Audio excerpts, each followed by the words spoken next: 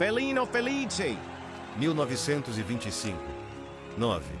Alberto Caeiro, heterônimo de Fernando Pessoa. Sou um guardador de rebanhos. O rebanho é os meus pensamentos, e os meus pensamentos são todos sensações. Penso com os olhos e com os ouvidos, e com as mãos e os pés, e com o nariz e a boca. Pensar uma flor é vê-la e cheirá-la, e comer um fruto é saber-lhe o sentido. Por isso, quando num dia de calor me sinto triste de gozá-lo tanto, e me deito ao comprido na erva, e fecho os olhos quentes, sinto todo o meu corpo deitado na realidade, sei a verdade e sou feliz. Ti amiamo felino felice.